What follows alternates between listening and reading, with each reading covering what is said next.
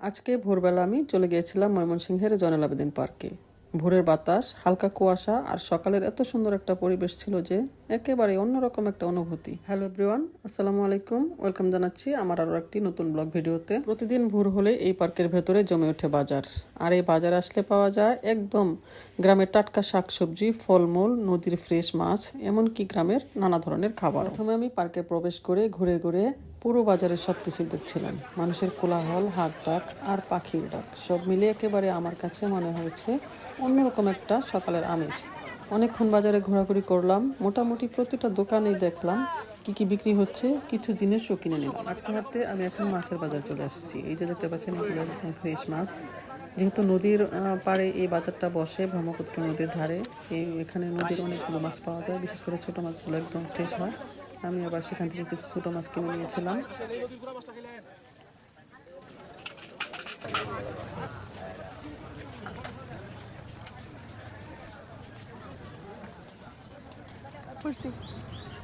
আমার কাছে সবচেয়ে ভালো লেগেছে আজকের ভোরবেলায় যখন খালার চা দোকানে গিয়ে বসলাম। আসলে এই বাজারে আসলে মনেই হয় না যে ভোরবেলায় বাজারে এসেছি। এত মানুষের সমাগম হয়, এই বাজারে না আসলে বোঝাই যাবে না যে সকাল না বিকেল। আর খালার দোকানের গরম ধোয়া ওঠা চায়ের স্বাদ সত্যিই আমার কাছে অনেক ভালো লেগেছে। বাজারের ভিড়, অনেক মানুষের আনাগোনা ছিল, আর এই চায়ের ভাপের চুমুক, এই মুহূর্তটা আমার একেবারে মনে গেঁথে যাওয়ার মতো হয়ে থাকবে। ভোরবেলার এই বাজারের বেশিরভাগ জিনিসই নদীর ওই পার থেকে আনা হয়। আমি আবার কিছু শাপলা ফুল কিনে নিলাম, আমার পছন্দের একটি ফুল। আর এই যে দেখতে পাচ্ছেন, এটি হচ্ছে হাঁস মুরগি, মানে দেশি হাঁস মুরগির বাজার। আমি আবার একটি বক হাত দিয়ে ধরে দেখছিলাম। ফুল কিনে নিয়েছি, আর এটা নিয়ে ছবি না তুললে কি আর হয়, তাই তো আমি একেবারে নিচে চলে যাচ্ছি। এই তো দেখতে পাচ্ছেন, ভাবলাম যে এখানে দাঁড়িয়ে এবং বসে কিছু ছবি তুলে নিই। তাই সেখানে একটি নৌকা বাঁধা ছিল, সেই নৌকা যেয়ে বসে পড়লাম। আর এই যে দেখতে পাচ্ছেন, এটি হচ্ছে জয়নুল আবেদীন পার্কের ঐতিহ্যবাহী ঝর্ণা। ঝর্ণার পাশেই একটি নৌকা ছিল, সেখানে বসে আমি ছবি তুলে নিলাম, একটু ভিডিও করে নিলাম, যা আপনাদের সাথে শেয়ার করতে চলেছি।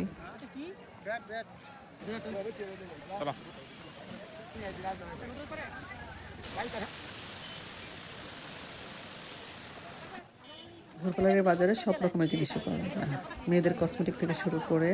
এই যে দেখতে পাচ্ছেন, এগুলো হচ্ছে বেতের তৈরি বিভিন্ন ধরনের আসবাবপত্র, খুবই ইউনিক এবং সুন্দর কালেকশনগুলো।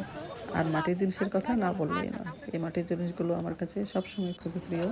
আমি এবার একটি ব্যাংক হাতে নিয়ে দেখছিলাম, প্লেট। তারপর সেখান থেকে চলে গিয়েছিলাম, ওই খালারা চিতই পিঠা বানাচ্ছে ভোরবেলায়। যেহেতু শীতেরও একটু আমেজ আছে, চিতই পিঠা খেলে অবশ্যই ভালো লাগে। তাই আমি পুরো পার্কটা একটু হেঁটে হেঁটে দেখছিলাম।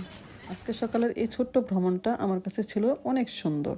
জয়নুল আবেদীন পার্ক শুধু ঘুরে দেখার জায়গা নয়, ভোরবেলা এই পার্ক যেন অন্যরকম একটা পরিবেশ উপহার দেয় সকল দর্শনার্থীদের। এটাই ছিল আমার